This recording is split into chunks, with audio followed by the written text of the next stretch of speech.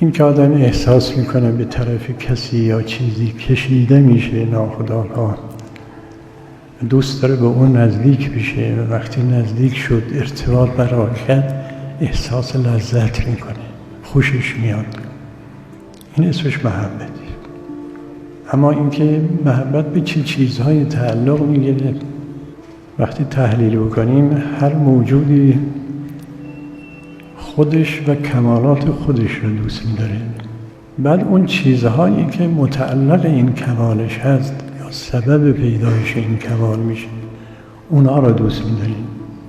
فرض انسان علم رو دوست می‌داره چون علم معتقده که این کمال است.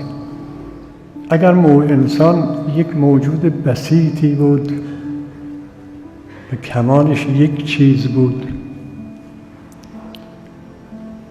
همیشه همون چیز رو دوست می‌داشت و به هیچ چیز دیگه تعلق پیدا نمی‌کرد. ولی انسان یه موجود چند بعدی است. این است که کمال خودش را هم به حسب این مراتب وجودش و عرصه‌های وجودش میپذیره، میشناسه. ما یه قوای جسمانی داریم معروفش این حواس پنجگانه است. اجمالاً یه قوای غیر مادی هم، یک درک‌های امور غیر مادی هم داریم. آدم بخواد خواسته یکی از این قوا را اجابت کنه مزاحم میشه با یه قوه دیگه.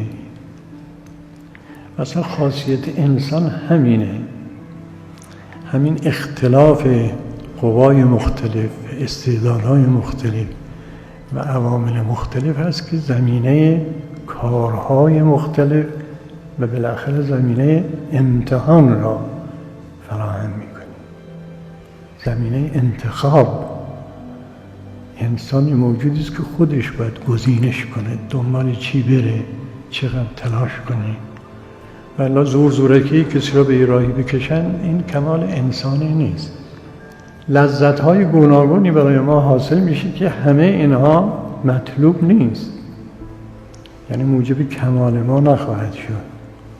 بعضی‌هاش ممکنه ضرر هم داشته. چشم ما از هر زیبایی لذت میبره، ولی دیدن هر چیز زیبایی موجب کمال ما نخواهد شد.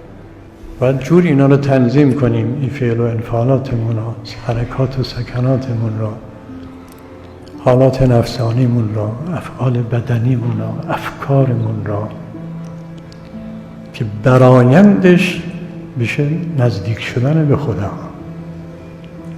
کمال حقیقی ما در قرب به خداست.